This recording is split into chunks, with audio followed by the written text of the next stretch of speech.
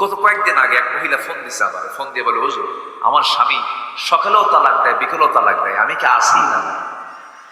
কি কথা কি বুঝতেছি না? আমার প্রশ্ন করছে যে হুজুর আমার স্বামী সকালেও তালাক দেয়, বিকেলেও তালাক দেয়, এত রাগ হুজুর, আমি কি আসি না? নাই কন্ত আছে, সে কি আছে? কিন্তু এরপর আমার প্রশ্ন করছে, হুজুর আমি কি আসি না? নাই। কিছু পুরুষ আছে মুখে শুধু তালাক শব্দ নিয়ে আসে, আছে না? নাই বলেন তো। আছে। এদেরকে না ওই যে বাঁশের কিছু ডাল, ওটাকে এলাকায় কি বলে, কঞ্চিগুলো কয়েকটা এক জায়গায় করে এই ধৈর্যহীন যে পুরুষগুলো তালাক তালাক করে পিটাইয়া লাল করে দেওয়া দরকার। এই কথা বলার দরকার আছে না? কি ঠিক আছে কিনা? পিটাইয়া লাল করা দরকার। তালাক টালাক দিয়া বলে, হুজুর রাগ উঠছিল, কি করব, 100 তালাক দিয়েছে, সাথে শাশুড়ি শুনতে তালাক দিয়েছে। হুজুর দুটা বাচ্চা আমার ভুল হয়ে গেছে, দেখুন তো ফেরত নিয়ে আসার কোনো সুযোগ আছে নাকি?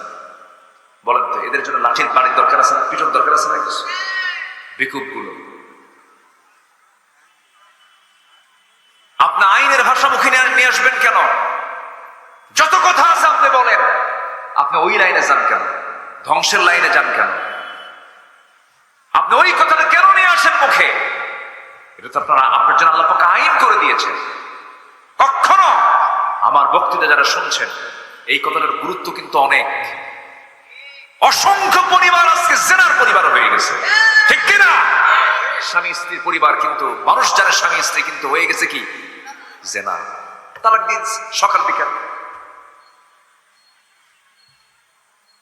আমি প্রযুক্তির মধ্য দিয়ে আমি গোটা বিশ্বের মুসলমানকে জানান দিতে চাচ্ছি, আপনার পরিবারে গন্ডগোল লাগবে, লাগুক, এখানে ধৈর্যের দরকার আছে না নাই? আসতে বলবেন না, আছে না নাই? বিয়া নামে কোনো সূরা নাই, কিন্তু তালাক নামে সূরা আছে না নাই? তালাক নামে সূরা আছে। তালাকটা একটা গুরুত্বপূর্ণ একটা বিষয়। এই তালাকের এই বিধানকে আল্লাহ পাক যেভাবে প্রয়োগ করতে বলেছেন সেইভাবে প্রয়োগ করুন।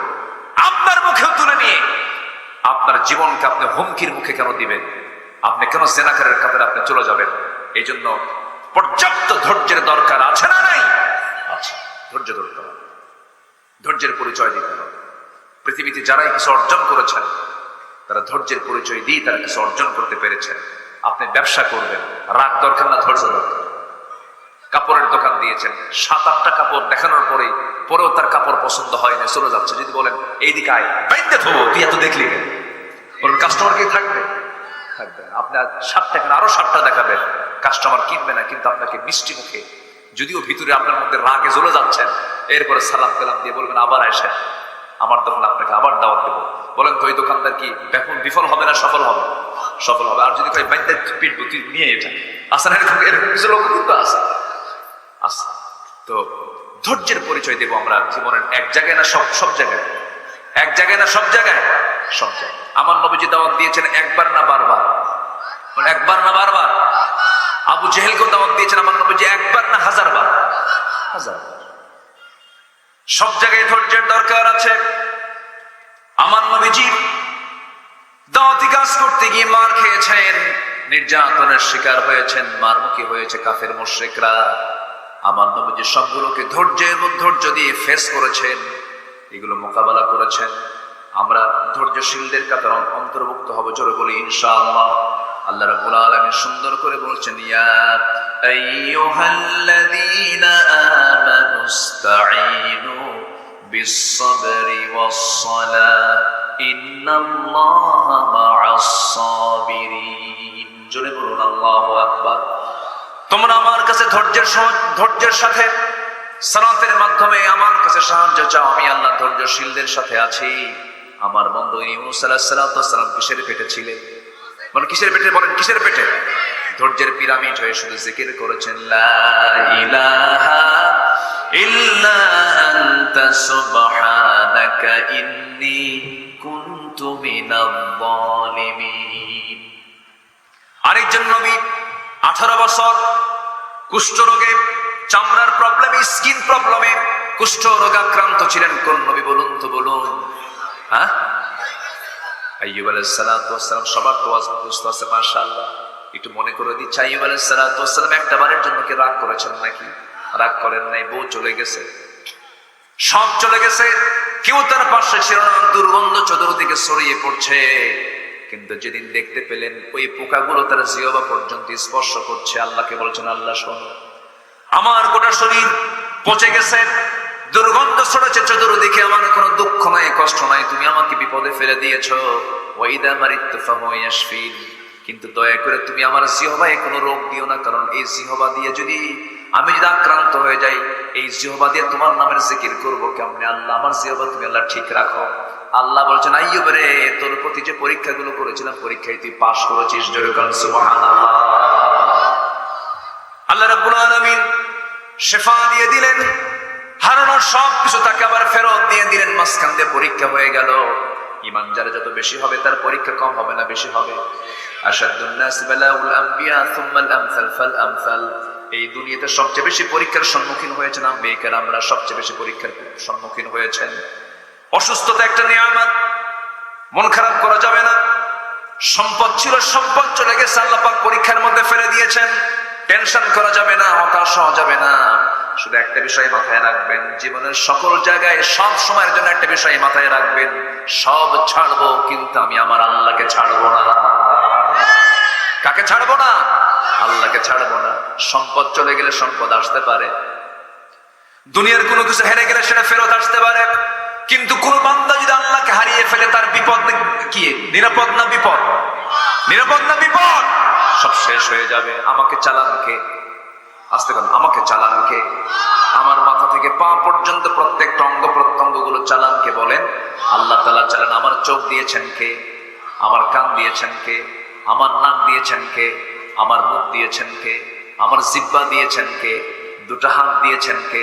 দুটো পা দিয়েছেন কে? গোটা যৌবনটা কে দিয়েছেন? বলেন আল্লাহ দিয়েছেন। সব তো আল্লাহর অবদান, সবই তো আল্লাহর অবদান। এই গোটা দেহের ভিতরে ছোট্ট একটা রোগ হলে পরে মনে হয় এর চাইতে বড় কষ্ট আর নাই। আল্লাহ পাক আমাকে এত বড় নিয়ামত দিয়েছেন, আমরা সুস্থ অবস্থায় এখানে বসে আছি, কত বড় নিয়ামত। এটাকে ফিল করার জন্য একটা হসপিটালে যান, যারা ক্যান্সার আক্রান্ত হয়েছে, ডায়ালিসিস করে কিডনি যাদের অচল হয়ে গেছে। সেদিন আমার এক বন্ধু আতিক, তার নাম, গেন্ডারিয়া বাড়ি, আমাকে হঠাৎ করে ফোন দিয়েছেন। 2009 সালে একসঙ্গে হজে গিয়েছিলাম। বন্ধু আতিক আমাকে ফোন দিয়ে বলে, কেমন আছেন আপনি? ভালো আলহামদুলিল্লাহ। আপনার অবস্থা কি? আমার দুইটা কিডনি অকেজ হয়ে গেছে, দুটো কিডনি আর চলে না, সপ্তাহে 4-5 বার ডায়ালিসিস করতে হয়, লক্ষ লক্ষ টাকা খরচ হয়ে যায়। অথচ আল্লাহ রাব্বুল আলামিন বান্দার কিডনিকে ঠিক রাখার জন্য, রক্তকে পরিশোধন করার জন্য, ডায়ালিসিস করার জন্য একটা কিডনি হলেও চলতো, প্রত্যেকটা বান্দার মধ্যে দুটা করে কিডনি দিয়েছেন। সুবহানাল্লাহ বলা যাবে না? কয়টা দিয়েছেন? দুটা করে কিডনি দিয়েছেন। দুনিয়ার ডায়ালিসিস মেশিন দিয়া যে রক্ত ফিল্টারিং করা হয়, যে রক্ত পরিশোধন করা হয়, ডায়ালিসিস করা হয়, সেই মেশিনগুলোর ওজন হলো 100 কেজি। কয়শো কেজি? বলেন 100 কেজি। আর আমার আল্লাহ রাব্বুল আলামিন আমার আপনার দেহে যে কিডনি দিয়েছেন, সেই কিডনির ওজনটা মাত্র 200 গ্রাম। কেউ তো সুবহানাল্লাহ বললেন না ভাই? যদি এমন হতো, আগে দুনিয়াতে আসলাম, পরে আল্লাহ পাক আসমান থেকে কিডনি ফেলে দিয়েছেন, তার ওজন 200 কেজি, আপনি 80 কেজি, 2 কিডনি 200 কেজি, জীবন চলতো? বলেন জীবন চলতো? চলতো। আল্লাহ রাব্বুল আলামিন সৃষ্টি করেছেন, ভারসাম্য করে দিয়েছেন। আল্লাযী খালাকাকা ফাসাওয়াকা ফাআদালাক, লেভেল করেছেন। আমার ওজন 80 কেজি, কিডনির ওজন 200 গ্রাম, 200 গ্রাম 400 গ্রাম। আমার বন্ধুগণ, এই কিডনিটা এত দামি একটা অঙ্গ, এই দেহের জন্য আল্লাহ রাব্বুল আলামিন করে দিয়েছেন, দুটা করে দিয়েছেন। একটা দিলেও হতো, যদি একটা কিডনি হঠাৎ করে নষ্ট হয়ে যায়, আর একটা কিডনি যে নিয়ে যেন বান্দা দুনিয়াতে বেঁচে থেকে আমার নামের প্রশংসা করতে পারে। জোরে বলেন সুবহানাল্লাহ। কিডনি ঠিক রাখার জন্য গাছের ডাব দিয়েছেন, নারিকেল দিয়েছেন, ডাব দিয়েছেন। এই ডাবের পানি কোমরে যখন ব্যথা হয়, ডাবের পানি আপনি একটু খেয়ে নেবেন, দেখবেন কোমরের ব্যথা দূর হয়ে গেছে। রোগ দিয়েছেন যিনি, ওষুধ দিয়েছেন তিনি। যারা বলে ক্যান্সারের কোনো অ্যান্সার নাই, কথাটা কুফুরি কথা। সব রোগের অ্যান্সার আছে, একমাত্র কার কাছে? আসতে বলবেন না, কার কাছে? আল্লাহর কাছে। আল্লাহর কাছে আমরা চাবো, আল্লাহর কাছে আমরা বলবো আল্লাহ আমার সব চাহিদা পূরণ করবেন। তিনি অসম্ভবকে সম্ভব করতে পারেন। ডাক্তার মেয়াদ দেয় 7 দিন বাঁচবে, কিন্তু এরপর 7 বছর ধরে বাঁচে এমন রোগী আছে না নাই? আচ্ছা, আল্লাহই তো পারেন সবকিছু। আল্লাহ তাআলা আমাকে চোখ দিয়েছেন, কান দিয়েছেন, আবার এগুলোকে ঠিক রাখার জন্য ব্যবস্থাও করে দিয়েছেন। কানের মধ্যে কিছু ময়লা আছে, পিছলা পিছলা কিছু ময়লা আছে না? এই ময়লাগুলো এলাকায় কি বলে? হ্যাঁ, খোল। কি ওই যে গরু ছাগল খায় যায়? আচ্ছা, এটা কিন্তু সেই খোল না, এটা হলো কানের ময়লা, ইয়ার ওয়াক্স। এটা কিন্তু আল্লাহ দিয়ে দিয়েছেন, এটাকে দিয়ে দিয়েছেন আল্লাহ। আল্লাহ পাক নিজেই এটা ব্যবস্থা করেছেন, কানেই এটা উৎপন্ন। এটা কিন্তু ময়লাও না, ময়লা বললে ভুল হয়ে যাবে। ইয়ার ওয়াক্স কানের এক জাতীয় পিচ্ছিল, এটা স্বাদের দিক থেকে তিতা। এর মধ্যে আপনি কোনো মিষ্টি ভাব পাবেন না, কারণ মিষ্টি যদি হতো, এটা এই খোলটা যদি মিষ্টি হতো, রাতে ঘুমায়া পড়তেন, মিষ্টি আছে যেখানে পিঁপড়া আছে, সব পিঁপড়া গুলো জমা হতো কোথায় গিয়া? সারাদিন ওই পিঁপড়া সাফ করতে দিন শেষ। সমস্যা হয়ে যেত। আপনি অকেজ হয়ে ঘুমিয়ে পড়েছেন, আপনার কানটা যেন সেফ থাকে, কোন পোকা যেন আক্রমণ না করতে পারে মহান রব্বুল আলামিন সেই জন্য কানের মধ্যে এমন পিচ্ছিল জাতীয় ময়লা দিয়েছেন, এটা তিতা। যখন কিছু ঢুকতে নাই, ঢোকার সঙ্গে সঙ্গে যখন তিতা পায় আস্তে করে বের হয়ে আসে। সুবহানাল্লাহ বলা যাবে। কানের সেফটি হয়ে গেল। লক্ষ লক্ষ শ্রবণ কোষ কানের ভিতরে দিয়েছেন মহান রব্বুল আলামিন। এরপরে চোখটা আল্লাহ রাব্বুল আলামিন ভাসমান করে দিয়েছেন। আল্লাহ রাব্বুল আলামিন চোখটাকে পানির উপরে ভাসিয়ে রেখেছেন। চোখের নিচে পানি আছে না নাই? চতুর্দিকে পানি আছে না নাই? এই পানিটা লবণ না মিঠা? ভালো করে কম, লবণ না মিঠা? যদি মিঠা হতো বড় বেকায়দা হয়ে যেত। মিঠা হলে পরে এটা ফ্রিজ হয়ে যেত, ঝামেলা হয়ে যেত, চোখটা হ্যাং মারতো, এদিক সেদিক তাকাতে পারতো না। আল্লাহ রাব্বুল আলামিন চোখের পানিকে লিকুইড রেখেছেন, সর্বক্ষণের জন্য লবণ করে দিয়েছেন। লবণের জন্য করেছেন, খরচ স্রোতের জন্য করেছেন, কারণ যত জীবাণু আছে সমস্ত জীবাণু ধ্বংস হয় কি দিয়া? লবণ দিয়া। আল্লাহ পাক সমুদ্রের পানিকে কি করেছেন বলে? লবণ করেছেন। আমার আপনার খাল বিলকে কিসের পানি করেছেন? মিঠা পানি করেছেন।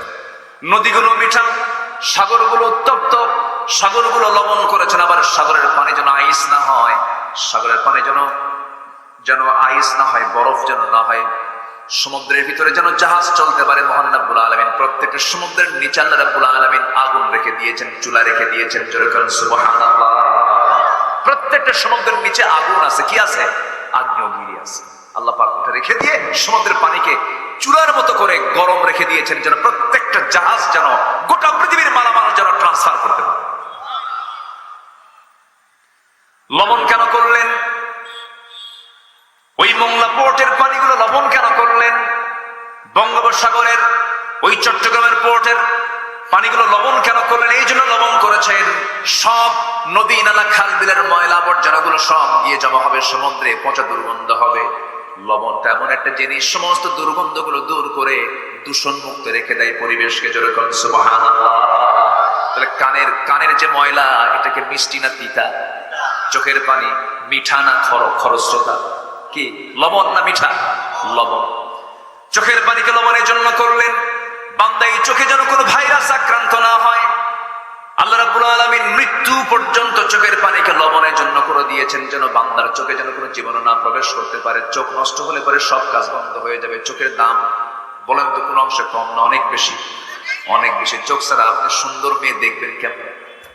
কি কথা কি বুঝতেছেন? এই যুবকরা, সুন্দর মেয়ে দেখে তো পাগলা হয়ে যাও। চোখ যদি না থাকতো তাহলে তোমার কি হতো? অতএব সুন্দর মেয়ের প্রশংসা আগে, তার চোখ যিনি বানিয়েছেন তার প্রশংসা আগে। কার প্রশংসা? আল্লাহ। একটা বড় ভাবলা না, মেয়ে দেখে পাগল হয়ে গেল, অস্থির হয়ে গেল, কিন্তু যে চোখ দিয়ে তুমি দেখো, এই চোখটা কার দেওয়া? আসতে বলবে না কার দেওয়া? আল্লাহর দেওয়া। তুমি মেয়ে দেখে খুশি হও, আনন্দ পাও, সমস্যা নাই, কিন্তু বউ বানায়া দেখো। কি বানায়া দেখো? আসতে কয় কি বানায়া? অন্যের বউ না নিজের বউ? হ্যাঁ, নিজের বউর দিকে তাকা, অন্যের বউর দিকে তাকানো যাবে না।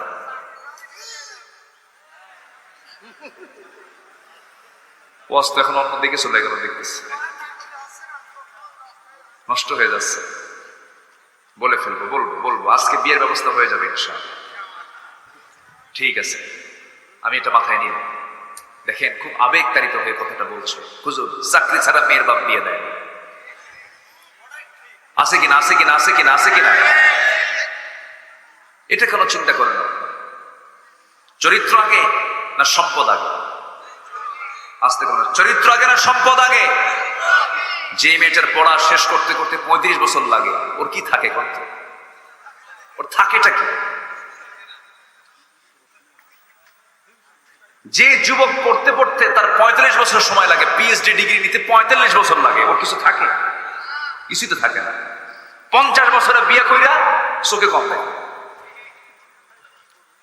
এরপরে বাচ্চা হয়, চুল দাড়ি সব পাকা, ছেলেটা নিয়ে যখন রাস্তায় হাঁটে তখন লোকজন বলে, এই ছেলে এটা তোমার দাদা না নানা? ওলট পালট, ওর চেয়ে গ্রামের মানুষই ভালো। 21 বছরে বিয়ে করে, 22 বছরে বাপ হয়, 40 বছরে নানা হয়, দাদা হয়, আর 60 বছরে বড় দাদা হয়ে যায়।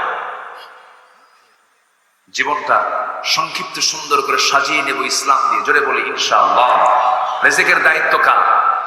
আস্তে রিজিকের দায়িত্ব কার? বিয়ে করবেন, রিজিক ডাবল হবে। আমি বলে গেলাম, এটা আমার কথা না, আল্লাহর কথা। বিয়ে করবেন, আল্লাহ পাক রিজিক বাড়ায় দিবেন, এটা আল্লাহর ফয়সালা। জি, অনেক প্রশ্ন আছে, আমি বলবো ইনশাআল্লাহ। সব প্রসঙ্গ আসবে, আস্তে আস্তে বলবো, সব বলবো। আমি কি শেষ করে দেবো আলোচনা? আলোচনা চালাবো তো ইনশাআল্লাহ। সম্মানিত ভাই, তাহলে চোখটা কাট দেওয়া, আস্তে চোখটা কাট দেওয়া। এই চোখের পলক মানুষ প্রতি মিনিটে 15 থেকে 20 বার পলক ফেলে। এই পলক শুধু পড়েই না, বরং প্রতিটা বার পড়ার সময় অশ্রু থেকে লিকুইড ছড়িয়ে দেয় পুরো চোখে। এর ফলে চোখ থেকে আর্দ্র ধুলাবালি ক্ষতিকর জীবাণু থেকে মুক্ত। পলক হলো চোখের প্রাকৃতিক ওয়াইফার। গাড়ি চলতে নিলে গাড়ির সামনে ওয়াইফার আছে না নাই বলেন? এরকম করে পরিষ্কার করে ফেলে, এটা হচ্ছে প্রাকৃতিক ওয়াইফার, যা ঘুমের মধ্যেও চোখের সুরক্ষা নিশ্চিত করে। প্রতিদিন আমাদের চোখে গড়ে 1 মিলিলিটার অশ্রু, 1 মিলিলিটার অশ্রু নির্গত হয়, তৈরি হয়, যা স্বচ্ছ অথচ অত্যন্ত কার্যকর এক তরল। এই অশ্রুর মধ্যে থাকে লাইসোজাইম নামের এক প্রাকৃতিক অ্যান্টিবায়োটিক, যা চোখকে ব্যাকটেরিয়ার আক্রমণ থেকে আল্লাহ রাব্বুল আলামিন রক্ষা করে দেন। জোরে কোন সুবহানাল্লাহ।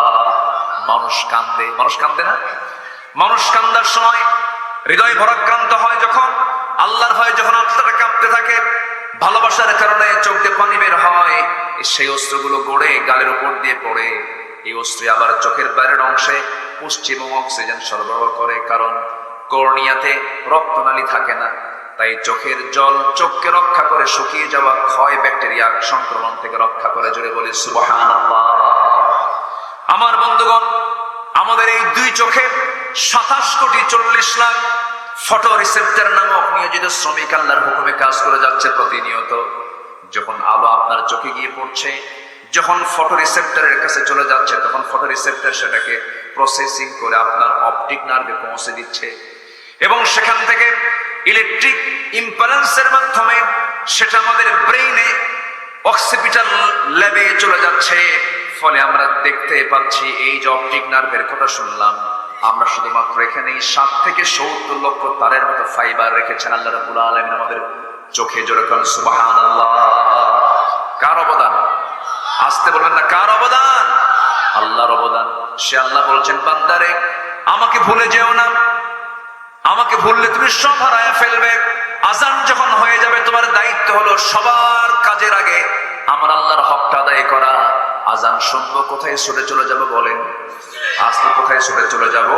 মসজিদে। মসজিদ কেন্দ্রিক দিন আমরা তৈরি করে ফেলবো। সাতক্ষীরা যাব, নিয়ত করবো বাস স্ট্যান্ড মসজিদে নামাজ পড়বো। সাতক্ষীরা যাব, নিউ মার্কেট মসজিদে নামাজ পড়বো। কদমতলা যাব, কদমতলার মোড়ের মসজিদে নামাজ পড়বো। ব্রজাবক্সায় যাব, মোড়ে নামাজ পড়ে নেব। বাগাচাড়ায় যাব, বাগাচাড়ার মোড়ে নামাজ পড়বো। নাভারণ যাব, নাভারণের মোড়ে নামাজ পড়বো। বাকরার মোড়ে নামাজ পড়বো। বিয়ে বাড়ি যাচ্ছি, বিয়ে বাড়ির মসজিদে জামাতে নামাজ পড়বো। রাজুলুন কলবুহু মুআল্লাকুম বিল মাসাজিদ, যার দিলটা মসজিদের সঙ্গে লটকানো থাকবে, আল্লাহ রাব্বুল আলামিন বলছেন আমি নিজে তাকে আরশ আজিমের মেহমান বানাবো। জোরে বলুন সুবহানাল্লাহ। আমি আল্লাহ নিজে থেকে আর শাসিমের ছায়ে জায়গা দিয়ে দেব। আমার বন্ধুগণ, এই জন্য সব ছাড়বো, কিন্তু আল্লাহকে ছাড়া যাবে না। আমি আপনি দুনিয়া থেকে বিদায় নিয়ে নেব, কেউ আমার আপনজন বলতে কেউ নাই। আমরা যা কিছু ভাবছি সব আমার পথ। আমি আল্লাহর কাছে ছিলাম, রুহের জগতে ছিলাম, পেটের জগতে ছিলাম, মার পেট থেকে চলে আসছি।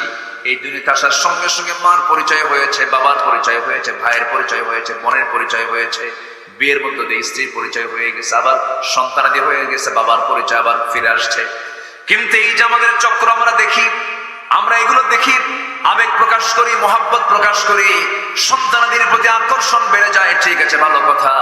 কিন্তু আপনি আব্দুল্লাহ, আপনি আল্লাহর গোলাম, আজকে আপনি রাত 3টার দিকে মারা গেলেন। বলুন তো, পৃথিবীর বন্ধু নামক কেউ কি আপনার সাথে আছে নাকি? আসতে বলবেন না, আছে নাকি?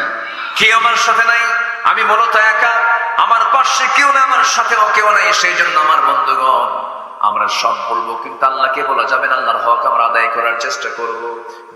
দুঃখে বুকটা ফেটে যায়, আমার দেশে মাত্র 5% নামাজি, বাকি 95% মুসলমান নামাজি পড়ে না। যত দল আমার দেশে আছে, প্রত্যেকটা দলের নেতাগুলো মুসলমান পরিবারের সন্তান।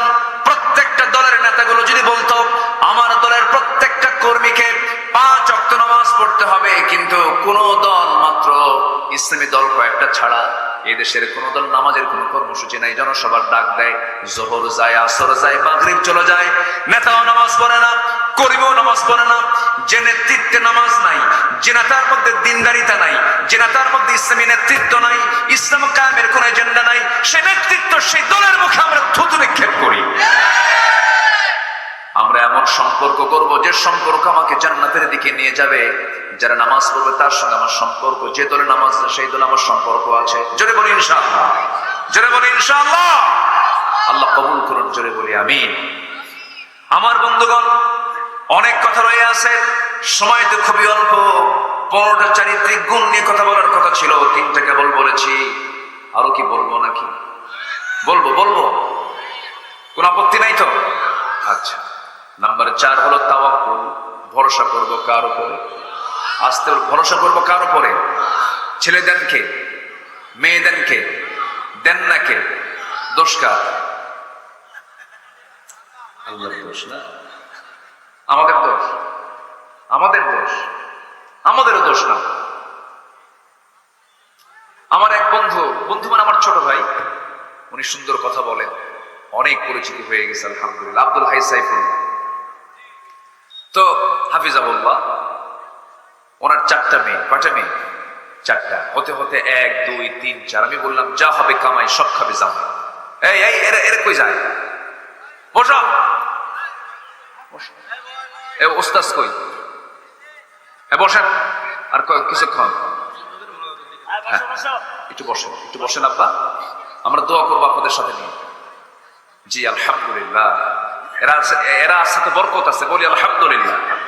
জি একটু বসেন। নাম্বার 4 হচ্ছে তাওয়াক্কুল। সন্তান আপনাকে কি দিল? ছেলে দিল না মেয়ে দিল না দিল না, এগুলো নিয়ে কি কোনো অভিযোগ করা যাবে? কাউকে গালিগালাজ করা যাবে? বউকে দাম দেয় না, জানেন? তোর পেট পচা আছে না, বউকে আন্ডার এস্টিমেট করে, বউকে গালমন্দ করে, ফ্যামিলিতে থেকে মূল্যহীন করা হয়। তোর পেটে আমার কিসমতে নাই, আর বিয়ে আরেকটা করতে হবে। দেখেন, বিয়ে করার কারণ বের করে, এটা বেকুব। আমার এক মুসল্লি আমার পিছনে তিনি নামাজ পড়েন, শিক্ষক মানুষ, 7টা মেয়ে। কয়টা মেয়ে? 7টা। 8ম সন্তান তার স্ত্রী গর্ভে আসছে। তো স্ত্রী গর্ভে সন্তান আসার পরে কেউ জানে না সন্তানটা এবার হয়ে গেছে, এবারও মেয়ে সন্তান হচ্ছে। গোটাল গোষ্ঠী তার বাড়িতে এসে বলে, চোখ রাঙ্গায় বলে, কাম নাই কাজ নাই, খেলে বারবার বাচ্চা নাও, যা হয়েছে এটার নাম রেখে দাও ইতি, সমাপ্তি, আর না চাই না। তো হুজুর আমাকে যখন এরকম করে বললো, আমি তো নিজে ব্যক্তিগতভাবে খুশি। আমি আমার সন্তানের নাম রেখে দিলাম আশা, আরো আসো। তাহলে আল্লাহ শুকরিয়া আদায় করার মতো কিছু বান্দা দুনিয়াতে আছে না নাই? আসতে বলবেন না, আছে না নাই? সন্তান যেটাই হোক না কেন, সন্তানকে আমরা আল্লাহওয়ালা বানাবো। জোরে বলি ইনশাআল্লাহ। আমার নবীজির পরিচয় যদি আমরা দিতে যাই, বলুন তো আমার নবীজি ছেলেদের বাপ না মেয়েদের বাপ? বলেন, ছেলেদের বাপ না মেয়েদের বাপ? মেয়েদের বাপ। এটা মাথায় রাখবেন, তাহলে আপনার মুখে সান্ত্বনা পাবেন। এবং রহমতটা বরকতটা আল্লাহ পাক পুরুষকে বেশি দিয়েছেন না মেয়েকে বেশি দিয়েছেন? হ্যাঁ, যারা মেয়ের বাপ তারা কিন্তু প্লাসে আছে, যারা ছেলের বাপ তারা কিন্তু মাইনাসে আছে। ঠিক তো ঠিকই কম, কিন্তু মন তো ঠিকই খারাপ করে, বউর ঠিকই গাল বন্ধ করে। উচিত নাই। আমরা তাওয়াক্কুল করব কার উপরে? আল্লাহর উপরে।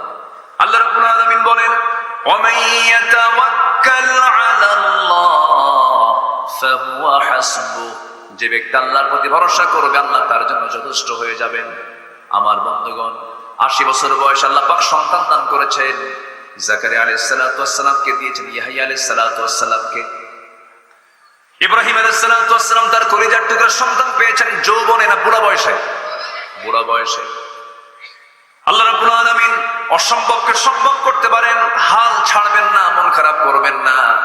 বান্দা যখন আল্লাহর কাছে চায় আল্লাহ পাক খুশি হয়ে যান। আপনি যত বেশি চাবেন আল্লাহ তত বেশি খুশি হয়ে যাবেন। বান্দা বান্দার কাছে চাবে বিরক্ত হয়ে যাবে, কিন্তু আল্লাহর কাছে বান্দা চাবে আল্লাহ খুশি হয়ে যাবে। জোরে বলেন সুবহানাল্লাহ। নাম্বার 5 হলো ইখলাস। যে কোনো কাজ আমরা একনিষ্ঠভাবে করব, আল্লাহর জন্য করব, আল্লাহকে খুশির জন্য করব। ওয়ামা উমিরু ইল্লা লিয়াবুদুল্লাহা মুখলিসিনা লাহুদ্দিন। নাম্বার 6 হলো আদালত, ন্যায় বিচার, আদালত ঠিক রাখতে হবে। কুনু কাওয়ামিনা লিল্লাহি শুহাদাআ বিল কিসত। নাম্বার 7 হলো তওবা করা, ক্ষমা প্রার্থনা করা আল্লাহর কাছে। ওয়াইদা ওয়াল্লাযীনা ইযা ফাআলু ফাহিশাতান আও যালামু আনফুসাহুম যাকারুল্লাহা ফাস্তাগফিরু লিযুনুবিহিম। গুনাহ করেছি, মাফ চেয়ে নেব কার কাছে? আগেই মিটাই নেব কার কাছে? আল্লাহ অমুক দিন অমুক গুনাহ করছে, আল্লাহ মাফ করে দাও। অমুক গুনাহটা করছে, আল্লাহ মাফ করে দাও। আল্লাহর সঙ্গে ক্লিয়ার করে নেব। ক্লিয়ার করার বিষয়টা হলো তাওবা, ক্ষমা প্রার্থনা করা, চোখের পানি ফেলে ফেলে কান্দা। পৃথিবীর কোনো মানুষ কান্নার মূল্য দিতে পারবে না।